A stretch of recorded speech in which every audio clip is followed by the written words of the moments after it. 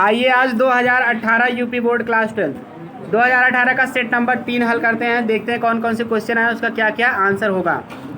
पहला, at present I was ridiculous figure, ये आपका है A fellow traveller by AG Gardner. दूसरा, but just as the fun was about to begin, ये आपका home coming by Rabindranath Tagore. Society requires women of discipline minds, आपका आया है women's education by S Radha Krishnan.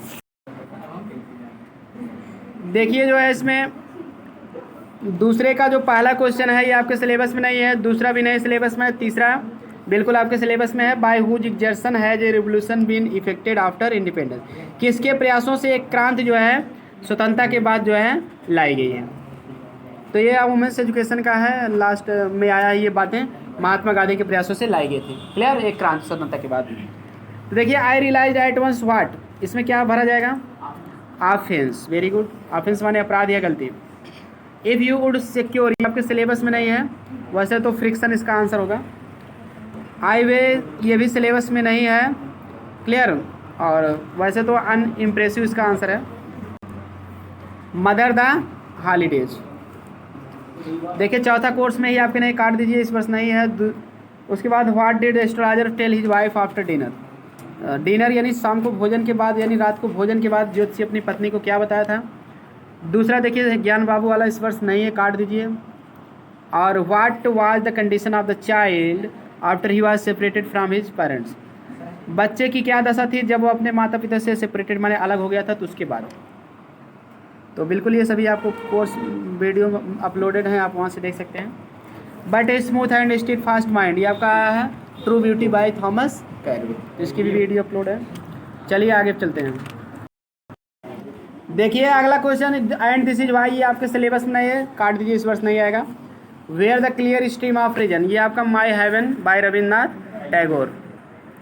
चलिए आगे देखते हैं। Character of happy life important ही है, दूसरा सिलेबस में नहीं है इस वर्ष, तीसरा भी सिलेबस में नहीं है, केवल आपको पहली सेंट्रल आइडिया याद करना है। देखिए 3 अलंकार में से एक का लिखना है, 2 परिभाषा देना है, 2 एग्जाम्पल और 1 की परिभाषा।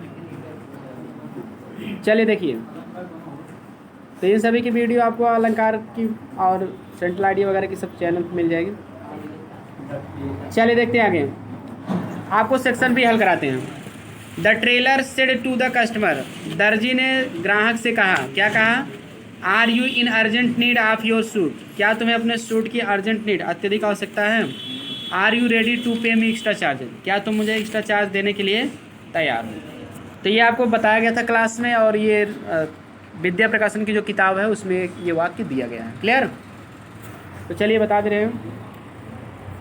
द टेलर सेड टू का आप कर दो आस्क्ड, आज द कस्टमर, उसके बाद इफ़ लगाना है, यू का क्या करना है ही, आर का करना है वाज, इफ़ ही वाज, उसके बाद इन से लेके पूरा लिखते जाओ, इन अर्जेंट नीड आप, फिर योर का हिज कर दो, आप his sweet. If he was in urgent need of his suit, अब सूट के बाद आपको एंड लगा के जोड़ देना है, क्योंकि दोनों इंट्रोगेटिव है तो 3 मतलब हम उसको जोड़ते हैं एंड से, एंड लगा के जोड़ दो, सूट के बाद एंड। उसके बाद क्या किया अंग्रेजी, आर तो हट जाएगा, इफ़ हो जाएगा, एंड इफ़। उसके बाद फिर यू का ही करो, आर का was, and if he was. उसके बाद रेडी टू पे मी का हिम कर दो, एक्स्ट्रा चार्जेस, फुल स्टॉप कर दो। क्लियर, हिम करो। अब देखिए एक बार हम फिर से बोल दे रहे हैं, मिला लीजिए। The tailor asked the customer if he was in urgent need of his suit and if he was ready to pay him extra charges। चलिए अगला चलते हैं। सी सेड, उसने कहा, रमन sang, रमन ने गाया, Dinesh danced in the function, और Dinesh function में नाचा। तो सेड के बाद आपको दैट लगाना है।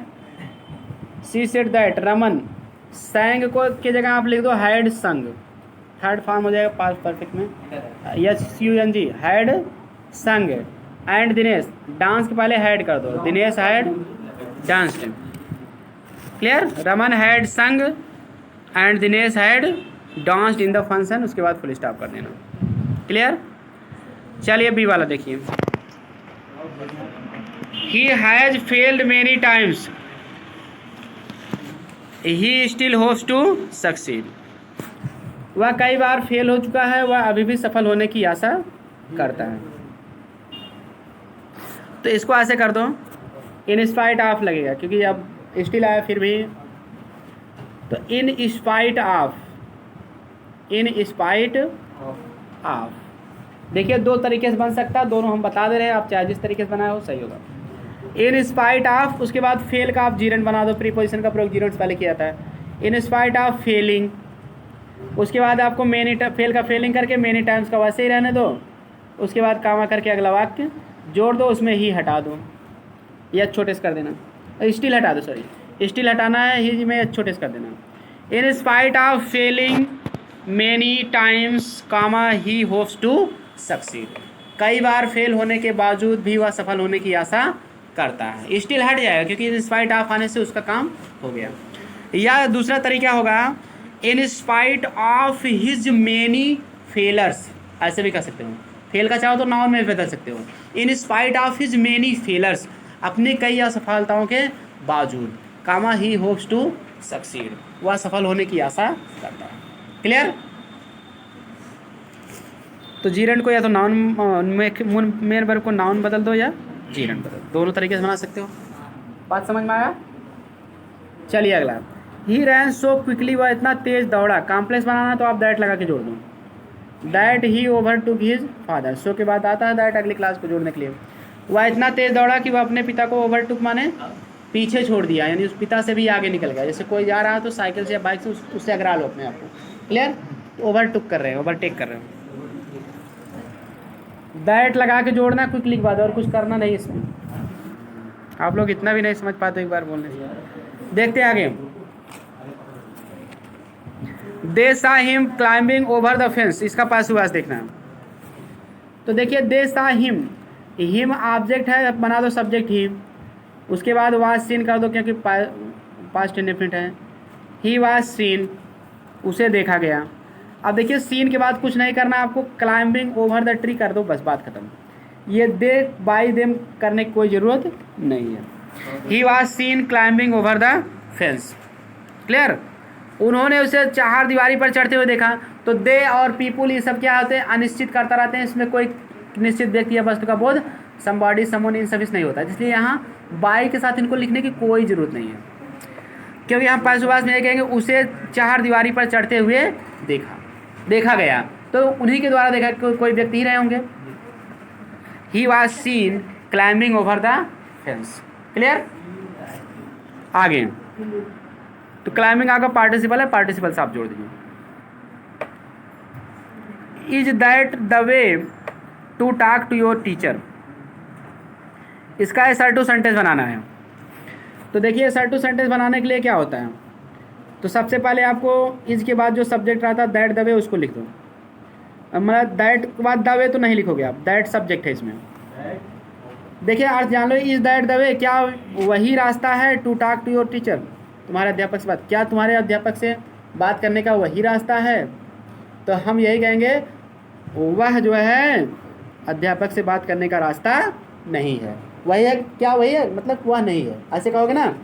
तो आपको सबसे पहले लिखना है सब्जेक्ट, दैट लिखो, वर्ब लिखो is not, that is not, उसके बाद आपको कुछ नहीं करना, द वे से जोड़ते चले जाना है, बस बात खत्म। That is not the way to talk to your teacher, वही तुम्हारे अध्यापक से बात करने का रास्ता नहीं है या उपाय नहीं है, वे मिस रास्ता है, उपाय हो जाएगा।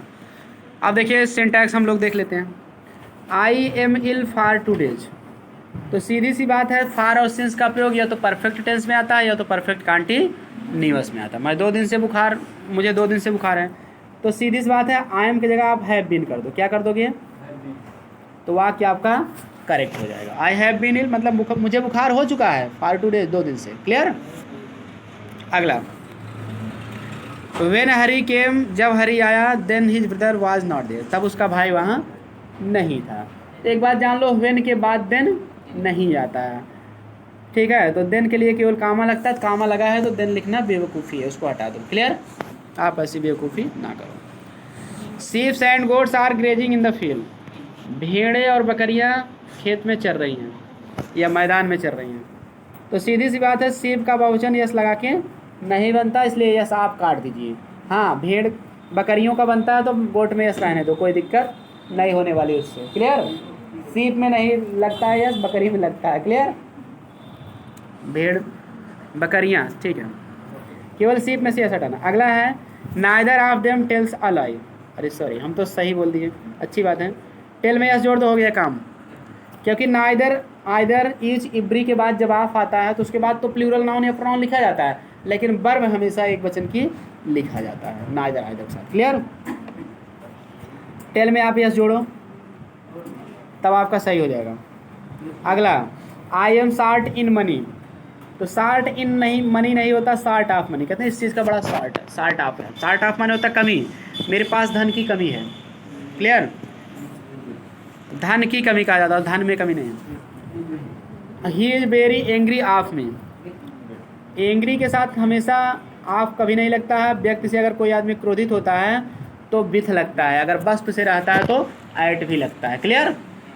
वस्तु से क्रोधित होने के angry at his result, at his behaviour, तो एट लग सकता है, लेकिन व्यक्ति की बात है, इनडायरेक्ट प्रोनाउन है, तो आपको विथ लगाना पड़ेगा। अब चलिए मुहावरे देख लेते हैं। ब्रिंग टू बुक, सजा देना। इसको कई बार हम बता चुके हैं। ब्रिंग टू, किताब तक लाना मतलब सजा देना। जैसे कोर्ट में किताब तक लाया जाता है, गीता की बुक किताब तक हाथ रख के कहो, जो कहोगे सत्य कहोगे, मतलब किसी को सजा तक पक्का होना है। क्लियर? लुक डाउन अपॉन माने होता है घृणा करना। डाउन माने वैसे भी देखिए, लुक माने देख रहे हो, डाउन माने नीचे, नीची निगाहों से देख रहे हैं, मतलब उससे घृणा कर रहे हो, उसको निम्न दृष्टि से देख रहे हो। क्लियर? टू एंड फ्रो माने इधर उधर होता है, आप जान ही रहे हो। देखिए, टू एंड फ्रो का मतलब होता है इधर उधर, आप जान ही रहे हो बहुत आराम से। टू माने इधर, टू एंड फ्रो उधर। बाय लीव्स एंड बाउंड्स माने तो दिन दूना रात चौगुना बढ़ना, दिन दूना रात चौगुना यानी कि बहुत तेजी से, वेरी रैपिडली। लीप माने उछलना, बाउंड माने भी होता है उछलना। लीप माने कूदना, बाउंड माने उछलना। अगर उछल कूद भी रही है, उछल भी रही है, जैसे मान लीजिए भारत की जनसंख्या आज इतना है, कल कूद कितना, बहुत के उछल कितना, यानी बहुत तेज़ी से बढ़ रही है। आप सेंटेंस बना सकते हैं, India's population is increasing by leaves and bounds. Bharat की जनसंख्या दिन दूना रात चौगुनी बढ़ रही है। ए रोलिंग स्टोन माने क्या होता है? एक्सीलेंट में मिलेगा आपको, बताओ। ए रोलिंग स्टोन माने है किताब में एक्सीलेंट। एक ही व्यवसाय में ना टिकने वाला व्यक्ति, एक व्यवसाय में ना टिका रहने वाला व्यक्ति। मतलब क्या? जैसे मतलब कोई आदमी एक व्यवसाय किया फिर दूसरा व्यवसाय किया, मतलब उसमें ज़्यादा दिन, क्लियर, और कोई जॉब ना किया। एक व्यवसाय में ना टिकने वाला व्यक्ति, या फिर इसको कहते हैं बिना पेदी का लोटा।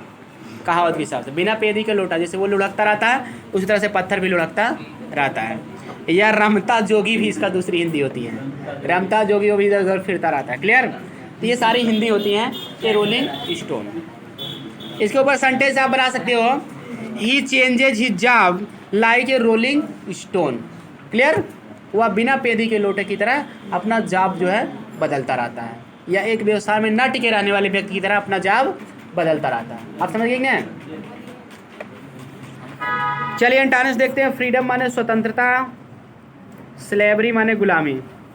SLAVERY, स्लेव लिख के RY जोड़ दीजिए। स्लेवरी माने गुलामी होता है, स्लेव माने गुलाम या दास, दास था या गुलाम। या डिपेंडेंस भी कह सकते हो, डिपेंड लिख के ALC, परतंत्रता या गुलामी। अच्छा, पैट्रियाट माने देशभक्त, तो ट्रेटर माने देशद्रोही होता है, TRAITOR।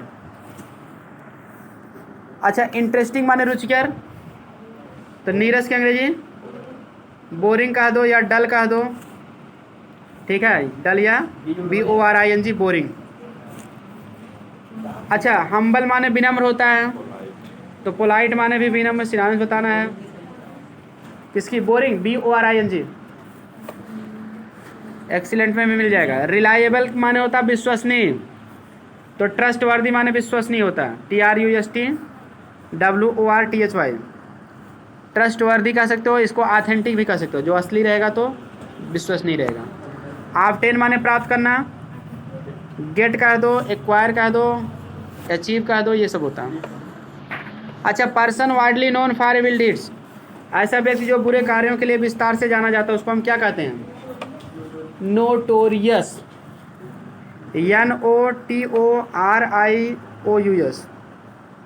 नोटोरियस, NOTORIOUS, हो गया ना। अच्छा अगला है one who goes on feet, जो पैदल जाता है उसे हम क्या कहते हैं? PEDESTRIAN, पेडेस्ट्रियन माने होता है पैदल चलने वाला। PEDESTRIAN, pedestrian, clear. एक्सीलेंट में भी मिल जाएगा आपको। पेड माने पैर होता, पेड से पैडल बना है, पैडल पैर से मारते हो साइकिल, क्लियर। PEDESTRIAN। अच्छा that can not be conquered, जिसको जीता ना जा सके। इनविंसिबल, INVINCIBLE, INVINCIBLE, कि एक्सीलेंट में मिल जाएगा आपको स्पेलिंग, भूल जाना तो देख लेना। इनविंसिबल, INVINCIBLE,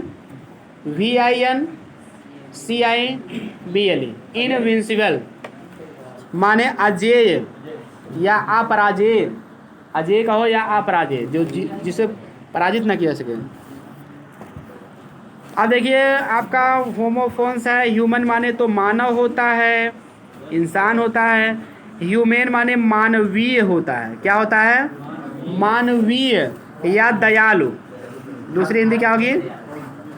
किसको ह्यूमन कहेंगे? ध्यान से देखना, ह्यूमन में ह्यूमन का मतलब जिसके अंदर ह्यूमन की क्वालिटी हो, ह्यूमन बीइंग की, मानव प्राणी की, उसको ह्यूमन कहेंगे, दयालु। तो चलिए आज की वीडियो में इतना ही। वीडियो पसंद आए तो लाइक सब्सक्राइब शेयर करें। मिलते हैं नेक्स्ट वीडियो में इसके ट्रांसलेशन के साथ और अगले सेट के साथ। Thanks for watching this video.